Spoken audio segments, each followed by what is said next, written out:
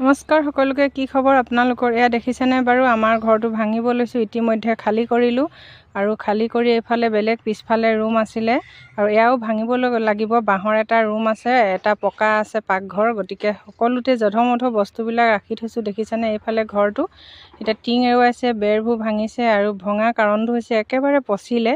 গতিকে লাহে লাহে ভাবিছোঁ অলপ অলপকৈ পকা বনাম বুলি। সেইটো কাৰণে আপোনালোকক অকণমান দেখাই দিলোঁ। ইমান বেয়া লাগিছে, পূৰা 20 বছৰ চলিলে জানেনে বাৰু এই ঘৰটো।